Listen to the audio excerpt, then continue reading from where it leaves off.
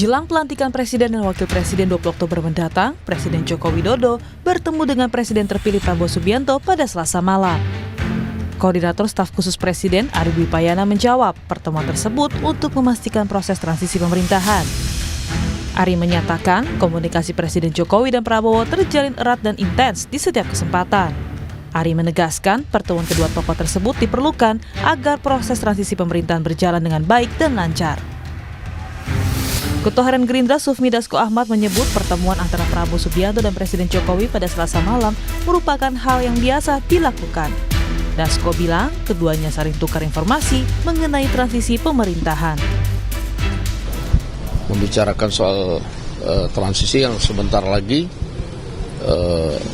ada estafet kepemimpinan di tanggal 20 Oktober. Saya belum tahu persis isi pembicaranya mengenai kabinet atau enggak, tapi biasanya secara umum-umum mungkin ada 1-2 disampaikan dan saya juga belum tahu responnya bagaimana karena ini saya juga belum ketemu dari semalam. Sementara Ketua DPP PDI Perjuangan Bambang Wuryanto menyebut pertemuan antara Jokowi dan Prabowo Subianto adalah hal wajar menuju pemerintahan baru. Bambang bilang PDI Perjuangan hanya menunggu hasil keputusan. Namun, Bambang enggan berkomentar saat ditanya peluang pertemuan membahas kemungkinan PDI Perjuangan bergabung ke pemerintahan Prabowo. Kan pertemuan yang normal-normal saja antar presiden dan presiden exciting ya kan akan segera terjadi pelantikan. Itu mungkin aja kan pertemuan ini kayak gitu kan menurut saya sih biasa-biasa. Apalagi memang udah connect dari awal kan begitu. Iya toh. Jadi bahwa setiap kali pertemuan para tokoh politik, pejabat publik ada yang dibicarakan hal-hal tertentu, wajar-wajar aja. Nanti kita lihat aja putusan-putusannya apa.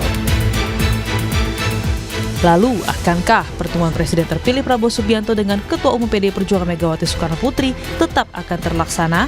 Dan benarkah pertemuan dengan Jokowi tidak bahas soal titipan menteri? Tim Liputan Kompas TV. Pertemuan Presiden Joko Widodo dengan Presiden terpilih Prabowo Subianto menyiratkan sejumlah makna. Pertemuan yang dilakukan jelang pelantikan ini, Istana mengungkap pertemuan membahas transisi pemerintahan. Namun benarkah hanya membahas soal transisi pemerintahan? Tidak ada pembahasan yang katanya ada titipan Menteri Jokowi. Lalu bagaimana rencana pertemuan Prabowo dengan Ketua Umum PDI Perjuangan Megawati Soekarnoputri? Akankah tetap terlaksana? Kami akan bahas di Sapa Indonesia Pagi hari ini dengan sejumlah narasumber yang sudah hadir melalui sambungan daring. Sudah ada Wakil Ketua Umum Partai Gerindra, Pak Habibur Rahman. Selamat pagi, Assalamualaikum Mas Habib. Waalaikumsalam, selamat pagi. Ya, kemudian juga ada politisi dari PDI Perjuangan. Sudah ada Mas Aryo Seno Bagaskoro. Selamat pagi Mas Seno. Selamat pagi Mbak Adisti. Kemudian juga ada pengamat politik dari Universitas Paramadina sekaligus Direktur Eksekutif Indo Strategik Mas Ahmad Khairul Umam. Mas Umam, selamat pagi. Assalamualaikum Mas Umam. Pagi Mbak Adisti, Bang Habib, Mas Seno. Ya, pagi. Iya, ini kan kalau kita lihat ya pertemuan empat mata makan malam antara Presiden Joko Widodo dan Presiden terpilih Prabowo Subianto ini kemudian banyak sekali disorot publik menjelang pelantikan. Jadi saya mau tanya dulu ke Mas Habib, pertemuannya ini bahas transisi ataupun juga sekaligus membahas komposisi kabinet. Benarkah ada menteri titipan dalam tanda kutip dari Presiden Joko Widodo? Ya, kami perlu jelaskan lagi ya apa yang sudah disampaikan Pak Sufmi Dasko, Ketua Harian kami, bahwa pertemuan tersebut sering terjadi antara Pak Jokowi dan Pak Prabowo. Ya. Kebetulan yang kemarin memang di tempat yang terbuka dan bisa diliput rekan-rekan. Tentu yang dibicarakan adalah hal-hal terkait bangsa dan negara ini. Ya, kita tahu kan walaupun itu pertemuan biasa, tapi kapasitas kedua orangnya kan bukan main-main. Satu presiden saat ini, yang satu presiden terpilih yang akan menerima estafet kepemimpinan beberapa hari lagi. Dan tentu juga dibicarakan soal-soal transisi dan lain sebagainya. Nah, soal ada titipan atau tidak, kita maknanya ya sebetulnya menyampaikan istilah yang sebenarnya seharusnya narasinya positif ya. Pak Prabowo sendiri di acara terbuka Rakernas Partai Gerindra beberapa waktu yang lalu mengatakan akan banyak menteri-menteri atau akan ada sebagian menteri-menteri Bapak yang nanti akan ada di kabinet saya. Itu kan secara terbuka. Artinya itu bukan hal-hal umum gitu loh, tapi bukan titipan. Bukan dalam konteks negatif Pak Jokowi karena kepentingan pribadinya menitipkan orang untuk menjaga kepentingan pribadinya. Tidak seperti itu, ya. Tapi karena memang Pak Prabowo sebagai anggota kabinet Pak Jokowi tahu banyak putra-putra terbaik bangsa yang saat ini ada di kabinetnya Pak Jokowi, ya, sehingga Pak Prabowo mengatakan ada sebagian ya yang di kabinet Bapak yang akan masuk ke kabinet saya. Itu artinya Itu sesuatu yang clear ya, dan maknanya positif ya. Jadi kita memang idealnya memang menempatkan putra-putra terbaik bangsa di kabinet kita. Ya, di harian Kompas, di halaman muka harian Kompas hari ini juga tertera headline-nya Pak Prabowo ini akan melibatkan kembali menteri-menteri dari Presiden Joko Widodo yang bisa dikatakan dipertahankan begitu karena kinerjanya memang bisa dikatakan ya memang alfa begitu, memang bagus begitu ya, Mas Habib.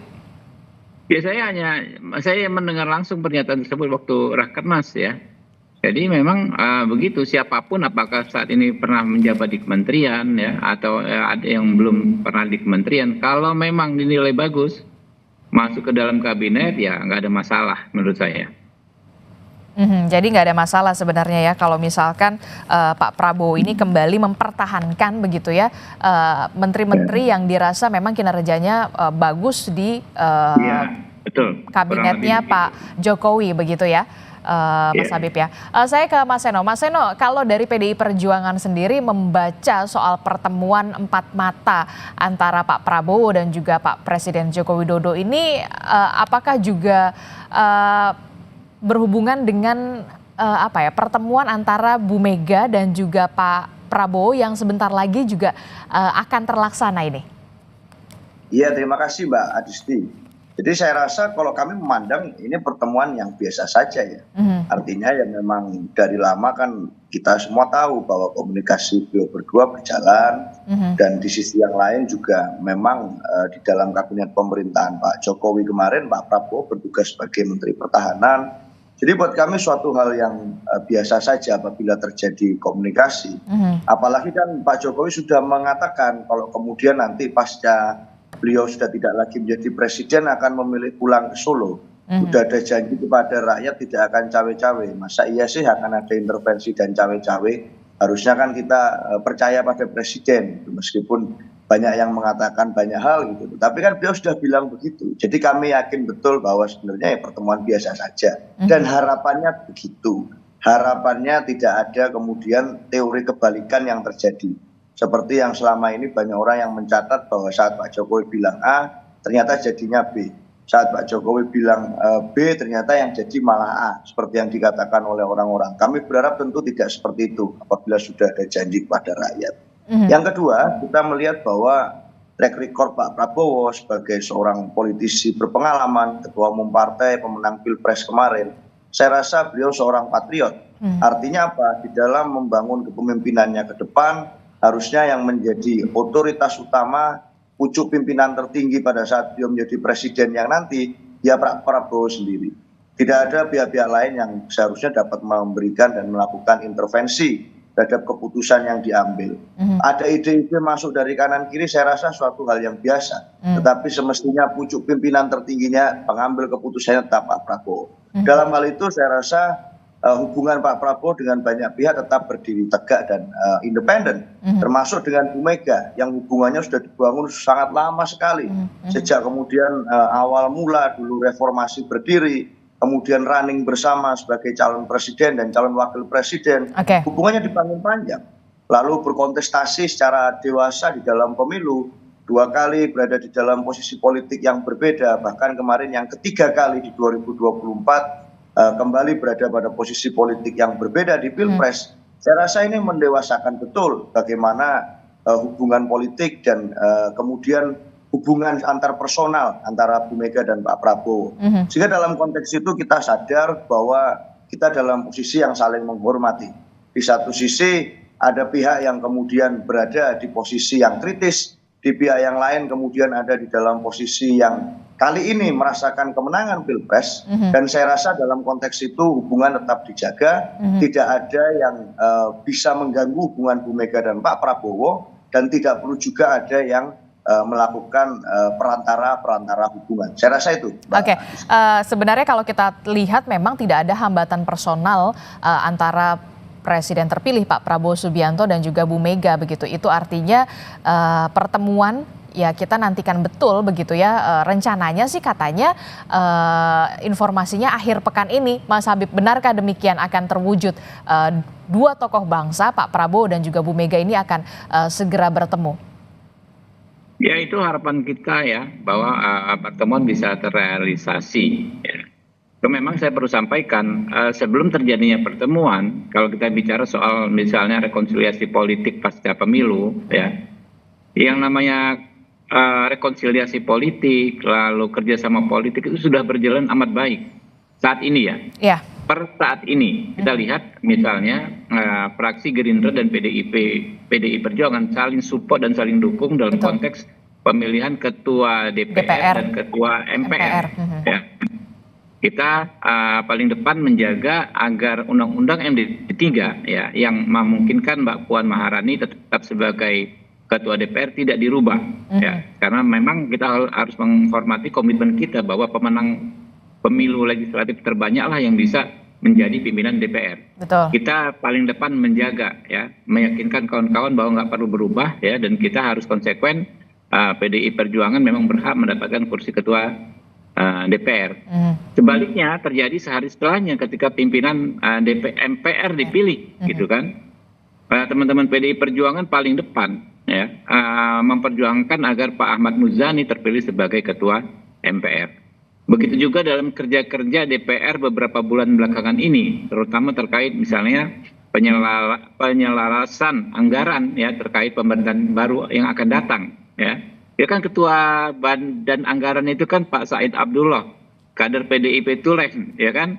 Tapi beliau kerja all out ya, membantu agar tidak ada masalah anggaran ketika nanti terjadi peralihan kekuasaan ya, transisi kekuasaan dari Pak Jokowi ke Pak Prabowo.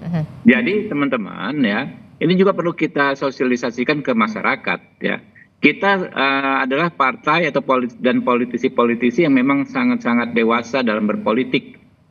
Kita paham ya, namanya perbedaan dalam kontestasi adalah hal yang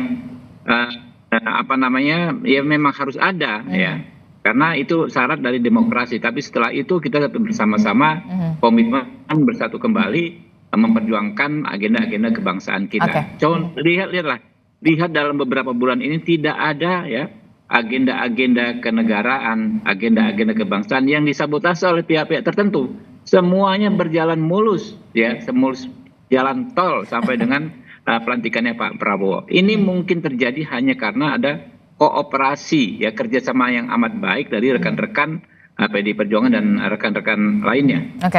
Oke, perbedaan politik pada saat Pilpres, pemilu kemarin itu adalah hal yang biasa. Tapi Pilpres sudah selesai, pemilu sudah selesai. Ayo kita semua bergabung, bersatu begitu ya, untuk bisa sama-sama membangun negeri ini ke depannya 5 tahun ke depan untuk bisa jadi lebih baik begitu ya. Saya sepakat soal itu, Mas Habib. Saya ke Mas Umam. Mas Umam, ini kalau kita lihat ya, ada yang perlu Anda baca makna di balik pertemuan antara Pak Jokowi dan juga Pak Prabowo jelang pelantikan.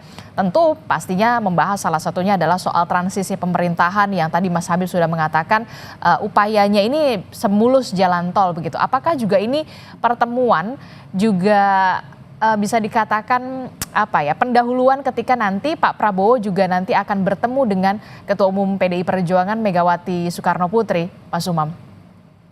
Ya, Mbak Adisti, memang pertemuan antara Pak Jokowi dan juga Pak Prabowo memiliki spektrum pembahasan yang cukup luas. Bukan hanya isu keberlanjutan program kebijakan publik, tetapi juga bagaimana arah dari pemerintahan baru ke depan.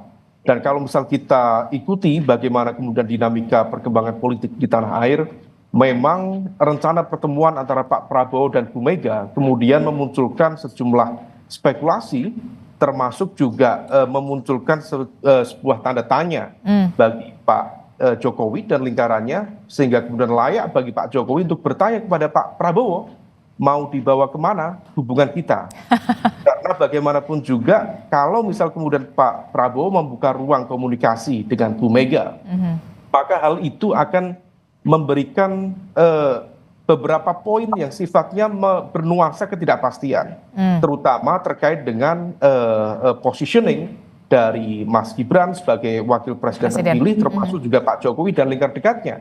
Kita masih ingat betul bagaimana manuver dari PDIP per hari ini, bahkan pagi ini kita juga masih menunggu hasil dari langkah PDIP yang melakukan gugatan di PT UN yang secara spesifik memang kemudian menyasar wakil presiden terpilih yang juga mantan, kalau misal dibilang mantan, karena memang per hari ini juga belum ada surat pemberhentian atau apa terhadap status keanggotaan Mas Gibran di PDIP. Nah, situasi ini yang tampaknya betul-betul menjadi concern dari Pak Jokowi, sekaligus juga tentu ini menjadi momentum yang sangat tepat untuk memitigasi kalau misal kemudian pertemuan itu berfollow up menjadi kerjasama lebih lanjut dalam skema koalisi ke depan. Memang Pak Prabowo termasuk Bang Habib tadi, teman-teman Gerindra praktis tidak memiliki beban apapun, relatif memiliki kemampuan untuk bergerak lebih fleksibel, tidak ada masalah dengan siapapun, komunikasi dengan Bu Mega juga relatif selama ini baik-baik saja. Tetapi bagaimanapun juga positioning dari Pak Jokowi termasuk juga Mas Gibran, kalau misal kemudian pintu bagi PDIP dibuka dalam pemerintahan baru, yang per hari ini spekulasinya cukup beragam, mulai dari nama Pak Budi Gunawan, kemudian Pak Oli Dodo Kambe, kemudian Mas Azwar Anas, termasuk Bu Sri Mulyani Indrawati, kalau misal kemudian dia dihitung sebagai profesional tapi dengan political endorsement dari PDIP. Nah, kalau misal kemudian ruang itu betul-betul dibuka, apakah kemudian Pak Prabowo yang memiliki niat baik untuk membangun spirit rekonsiliasi tadi, apakah kemudian bisa menjamin ketika PDIP berada di dalam pemerintahan kemudian memberikan ruang yang setara, tidak melakukan manuver-manuver politik yang membahayakan, terutama bagi posisi dari wapres terpilih, yaitu Gibran dan juga Pak Jokowi dan lingkar dekatnya. Nah, situasi ini yang tampaknya betul-betul cukup light, perlu diantisipasi, sekaligus tentu juga Pak Jokowi menjadi layak untuk bertanya kepada Pak Prabowo, kira-kira bagaimana skemanya, bagaimana kemudian langkah-langkah mitigasi kalau misal kemudian terjadi apa-apa, karena bagaimanapun juga riak-riak dari politik Pilpres 2024 dan luka yang ditimbulkan rasa-rasanya per hari ini masih cukup mendalam. Nah, ini yang kemudian harus dipastikan, dan komunikasi kemarin, makan malam kemarin, saya pikir itu adalah sebuah media yang sangat penting sekaligus sangat strategis bagi kedua tokoh bangsa untuk mengkelirkan supaya kemudian tidak terjadi instabilitas politik dalam ruang pemerintahan baru ke depan. Oke, saya tanya ke Mas Seno. Mas Seno, benar masih ada luka mendalam begitu? Kan Pilpresnya sudah selesai, sudah usai. Ya, nggak ada luka mendalam yang seperti apa, tetapi dalam konteks pijakan berkomunikasi PDI Perjuangan di tokoh-tokoh kami secara kelembagaan atau secara personal, ini basis yang diutamakan dan ditekankan oleh partai adalah bagaimana membangun komunikasi berbasis kepentingan bangsa dan negara, bukan semata-mata kepentingan keluarga atau kelompok. Oleh karena itu saya rasa kalau Bu Mega dan Pak Prabowo dari awal pesannya adalah kepentingan bangsa dan negara. Akan ada pertemuan sekalipun dengan kontemplasi matang, menentukan momentum. Ini juga semuanya saya rasa dipertimbangkan berdasarkan variabel-variabel kepentingan bangsa dan negara itu tadi. Tapi kan menjadi menarik kalau membaca analisis Pak Umam. Apakah kemudian kepentingan ada pihak-pihak tertentu yang saat bertemu itu kepentingan basisnya adalah basis kepentingan keluarga. Ini kan menarik sekali bagaimana di masa momentum transisi pemerintahan ini, di saat kita semua sedang bersiap untuk memandang bagaimana tantangan geopolitik bangsa ke depan, bagaimana tantangan transisi pemerintahan baru, bagaimana persiapan untuk memastikan agar program-program yang berpihak pada rakyat ini dapat dijalankan dengan baik, fungsi eksekutif dan legislatif dapat dijalankan dengan baik, lalu tiba-tiba ada pembicaraan tentang kepentingan stabilitas keluarga. Buat kami ini menarik sekali, dan buat kami artinya ya sudah, kita nggak terlalu mau ambil pusing soal itu. Yang penting adalah bagaimana apabila kita bicara tentang kepentingan bangsa dan negara, ya kepentingan keluarga ditaruh di belakang dulu. Itu yang menjadi penting dan saya harap dapat menjadi teladan bagi seluruh insan politik yang ada di Indonesia di dalam konteks pertemuan saat hari ini. Itu aja Mbak Adisti. Oke, ini juga yang kemudian menarik adalah bagaimana bisa semakin memperkuat hubungan antara PDI Perjuangan dan juga pemerintahan Prabowo Gibran.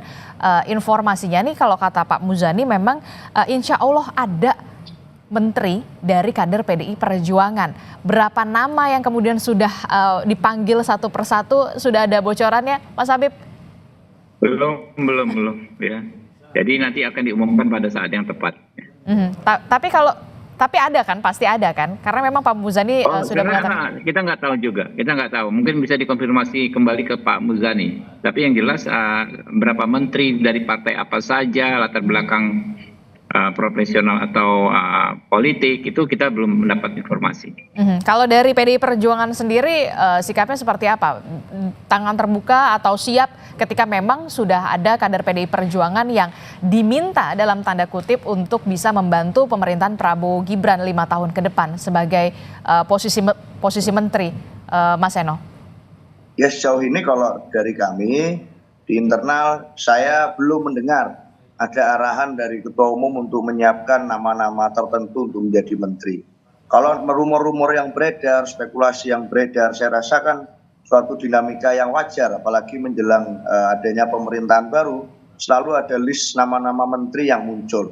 Itu sejak tanggal 14 Februari 2024 sudah muncul list-list beragam nama terkait nama kabinet. Maka menjadi satu hal yang wajar pada saat Pak Prabowo semangatnya adalah membangun second kabinet, membangun kementerian dan kabinet yang profesional, muncul nama-nama yang beredar di media sosial maupun media massa.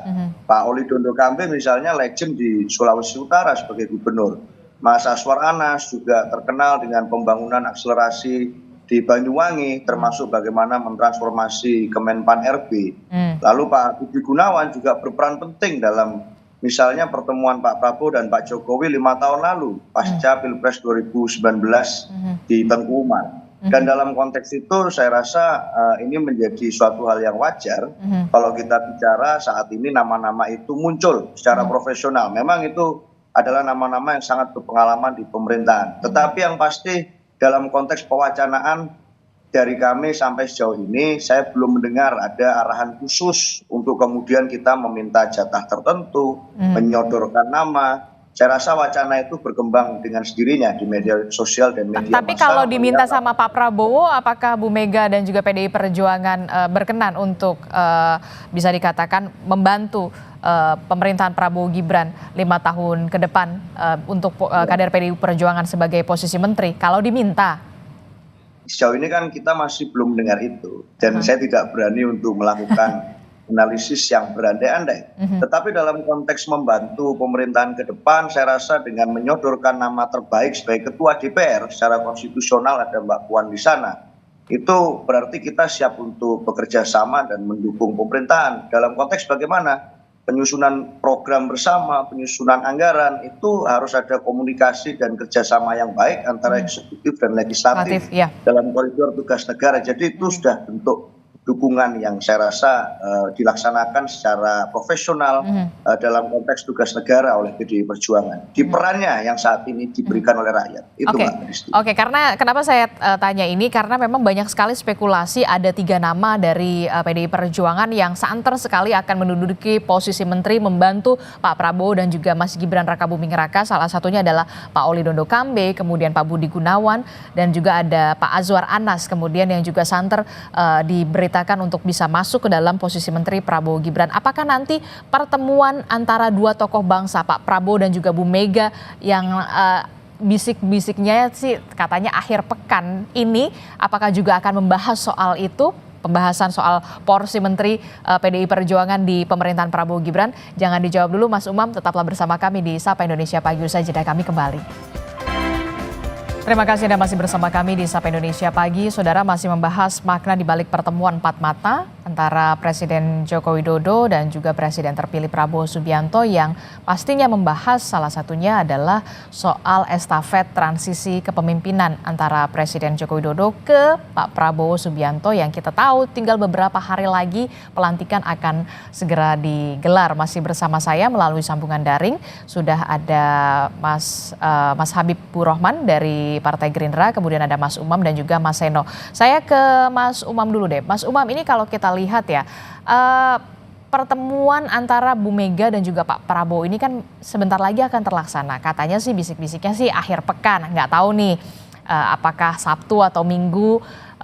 Dan apa yang kemudian nanti akan dibahas, salah satunya apakah mungkin Pak Prabowo ini benar akan meminta kader PDI Perjuangan untuk membantu pemerintahan Prabowo Gibran 5 tahun mendatang. Begitu, ada 3 nama yang kemudian tadi Anda sudah sebutkan santer sekali menduduki posisi menteri. Ya, kemungkinan besar tentu Pak Prabowo akan mengajukan proposal itu. Artinya bahwa kemudian sebagai sebuah bentuk dukungan secara definitif, secara politik, sebuah partai memberikan dukungan kepada pemerintahan. Salah satu yang kemudian ditunjukkan adalah keberadaan dari representasi partai politik itu sebagai bagian dari kabinet pemerintahan. Kalau misal kemudian tidak menjadi bagian dari kabinet, tentu besar kemungkinan akan melakukan double standard dalam konteks tertentu, seolah diinfokan memberikan dukungan, tetapi tidak menutup kemungkinan manuver-manuver politik untuk melakukan serangan balik dan sebagainya akan terus terjadi. Nah, maka untuk mengunci langkah itu besar kemungkinan yang diberikan adalah tawaran atau proposal permohonan untuk PDIP menjadi bagian dari pemerintahan baru. Meskipun demikian, bahwa kemudian proposal itu berpotensi kemudian menjadi sebuah bumerang bagi PDIP sendiri. Kenapa Anda mengatakan bumerang, Mas Umam?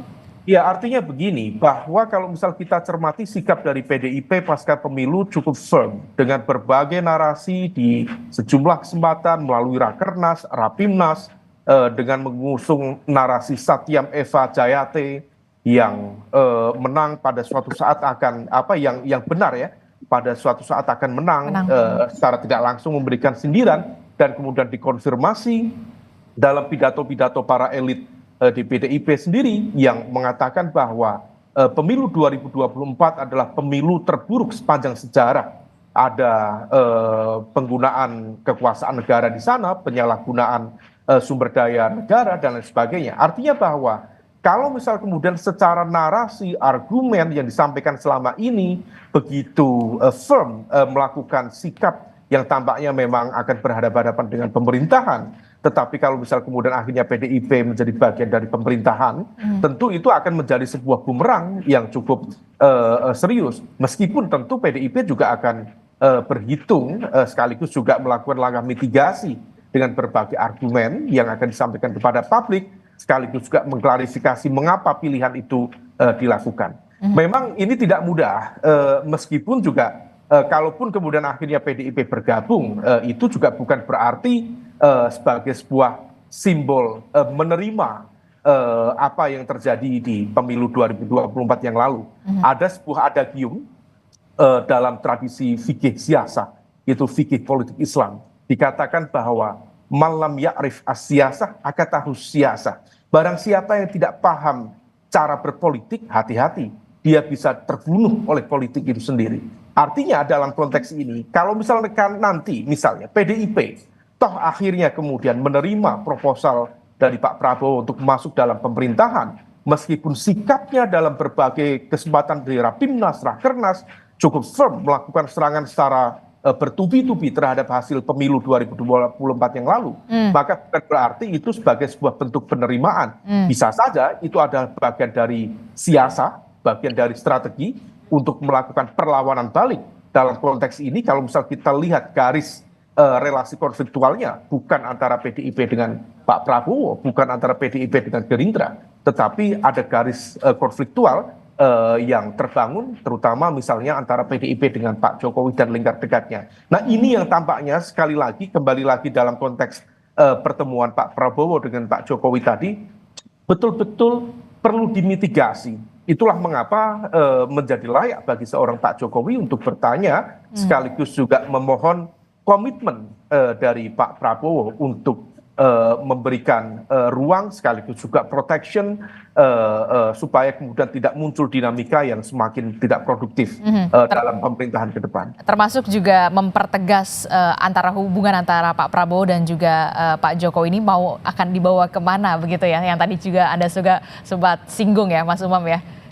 Betul sekali. Jadi itu adalah sebuah persimpangan karena kalau misal kemudian teman-teman PDIP masuk, maka itu berpotensi menjadi sebuah alat sekaligus juga strategi balance of power atau strategi perimbangan kekuasaan. Artinya kalau misal kemudian let's say menurut informasi spekulatif Pak Jokowi atau barangkali Mas Gibran akan bertransformasi menjadi bagian dari kekuatan besar di Partai Golkar misalnya, dengan asumsi bahwa Pak Bahlil sendiri bukan menjadi kekuatan yang definitif akan terus bertahan di elit Golkar, tetapi menjadi jembatan bagi masuknya Pak Jokowi atau barangkali Mas Gibran di Golkar, maka otoritas kekuasaan dalam konteks saham politik di KIM per hari ini adalah Golkar. Okay. Nah kalau misal kemudian untuk mengantisipasi supaya kemudian tidak ada intervensi lebih luas, tidak ada cawe-cawe lebih mendalam, yang bisa dilakukan oleh Pak Prabowo adalah membuka ruang komunikasi yang kemudian bisa menjadi strategi perimbangan kekuasaan. Dalam konteks pertarungan itu, maka berkawan, berkoalisi dengan PDIP bisa menjadi opsi yang sangat baik. Oke, Mas Habib, Anda sepakat dengan analisa Mas Umam yang mengatakan bahwa pertemuan antara Pak Prabowo dan juga Pak Jokowi ini merupakan salah satu pertemuan untuk memitigasi ketika Pak Prabowo ingin PDI Perjuangan juga bisa bergabung, menterinya kader PDI Perjuangan bisa masuk ke dalam jajaran menteri. Ini memperjelas atau ingin mempertegas Pak Jokowi, ingin mempertegas mau dibawa kemana ini hubungan antara Pak Jokowi dan juga Pak Prabowo? Ya, ini negara demokrasi ya.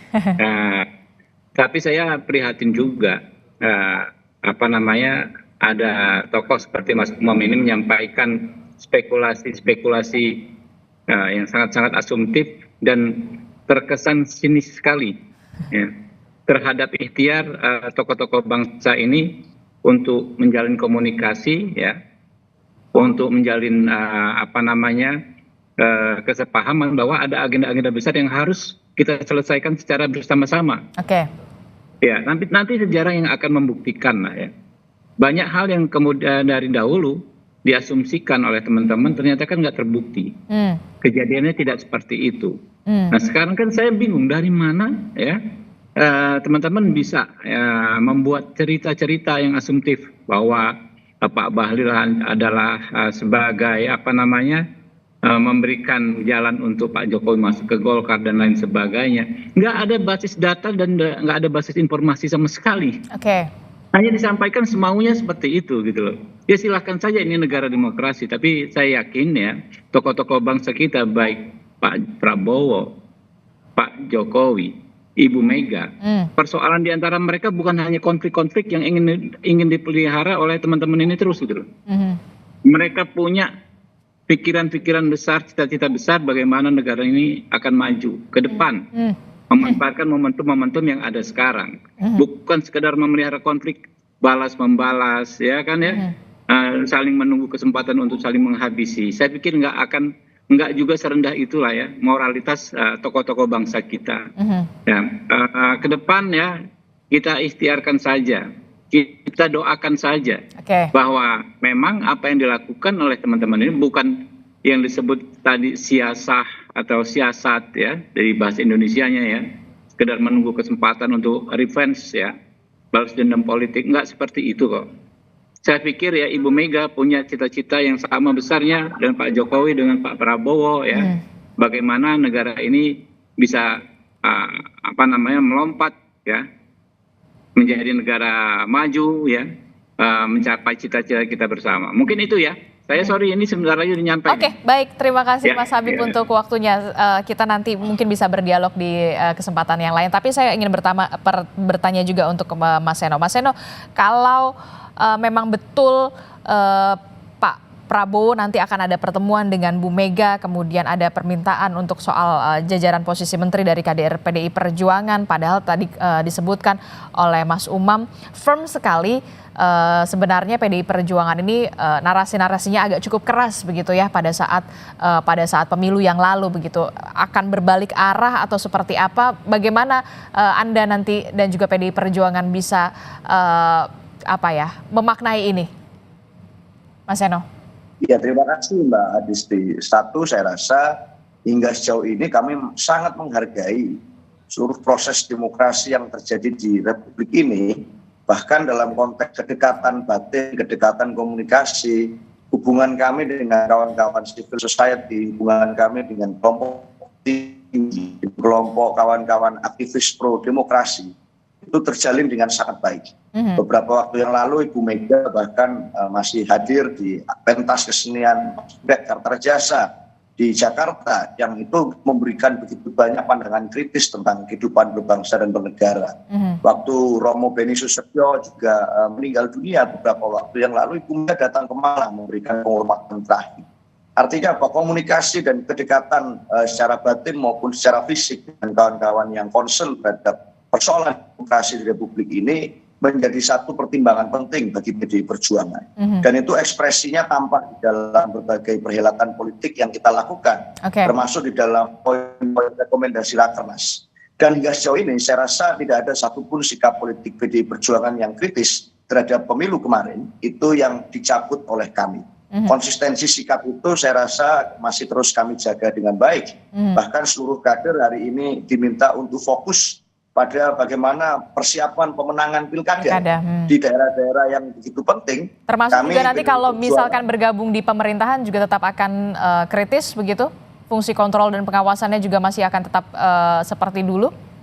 Ya, dalam konteks itu misalnya ekspresinya kan tampak. Satu, di dalam pilkada saja, di daerah-daerah yang sangat menjadi daerah strategis, itu kami berani mengambil langkah politik yang anti mainstream dengan mencalonkan kader kami yang itu kami berangkat sendiri.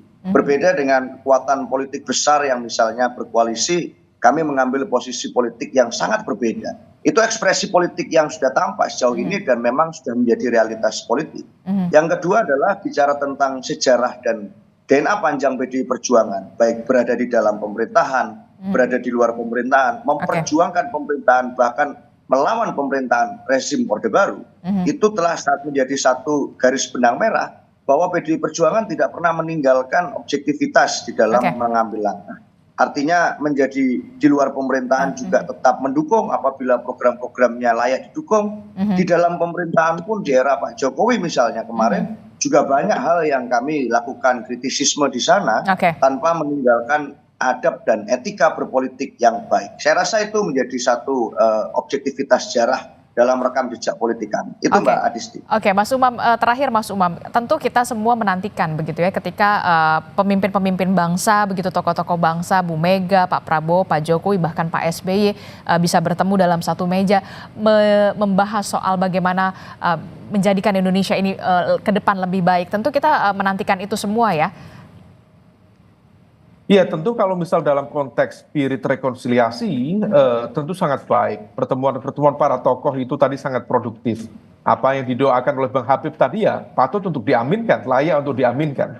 Artinya bahwa pertemuan dari para tokoh itu bukan hanya akan memperlancar proses transisi kekuasaan, tetapi juga akan membangun trust. Bukan hanya dari market di dalam negeri, tetapi juga market di internasional. Bahwa dinamika politik di Indonesia, stabilitas politik dan demokrasi di Indonesia relatif terjaga dengan baik. Dan dalam konteks political economy, tentu hal itu akan menjadi sebuah sinyal yang sangat positif bagi market dan juga para pelaku pasar, bahwa kemudian Indonesia siap untuk bergerak lebih cepat, melakukan akselerasi, sehingga di pemerintahan baru tidak ada turbulensi yang juga justru menciptakan instabilitas secara tidak produktif, tetapi bisa cepat bergerak maju. Nah, yang kemudian ada pun riak-riak politik, bagaimana kemudian gesekan terjadi, that's part of political life, diakui atau tidak, memang aspek nilai, aspek prinsip itu tetap menjadi pijakan. Tetapi dalam konteks pertarungan politik praktis, rasa-rasanya tidak mudah untuk ditutup-tutupi. Kalau misal tadi Bang Habib menyampaikan itu sebagai sebuah asumsi, ya dulu semua juga banyak mengasumsikan Pak Bahlil kemungkinan akan menjadi ketua umum Partai Golkar, akan ada dinamika, semuanya basisnya asumsi. Tetapi asumsi itu bukan berdasarkan observasi kosong, tetapi juga berdasarkan sejumlah observasi yang berbasis dengan informasi-informasi yang bisa dipertanggungjawabkan. Ada sejumlah informasi spekulatif, tetapi spekulasi itu tentu bisa diverifikasi, bisa difilter, apakah itu kategori yang bisa dipercaya atau tidak. Nah, dalam konteks mencermati perkembangan politik dan demokrasi di Indonesia saat ini, treatmentnya sama. Informasi spekulatif yang kemudian rasa-rasanya bisa diverifikasi dengan baik, patut untuk dijadikan sebagai sebuah guidance untuk mencermati bagaimana perkembangan arah demokrasi ke depan. Oke, kita akan tunggu bagaimana pertemuan tokoh bangsa antara Pak Prabowo dan juga Bu Mega setelah kemarin kita sudah melihat bagaimana pertemuan Pak Prabowo dan juga Pak Presiden Joko Widodo berlangsung. Semuanya tentu akan membahas bagaimana ke depan persoalan bangsa untuk bisa diselesaikan, apalagi 5 tahun ke depan ini kita sebentar lagi, tinggal hitungan hari lagi kita akan memiliki pemimpin baru, yakni Pak Prabowo Subianto dan juga Mas Gibran Rakabuming Raka. Terima kasih Mas Umam telah bergabung bersama kami. Mas Seno, terima kasih dari PDI Perjuangan. Sebelumnya ada Pak Habibur Rahman, Mas Habibur Rahman, terima kasih dari Partai Gerindra. Terima kasih Bapak-Bapak, sehat selalu. Assalamualaikum, selamat pagi. Mbak Aristi, Mas Umam, terima kasih banyak. Terima kasih Mas Seno, Mbak Adisti.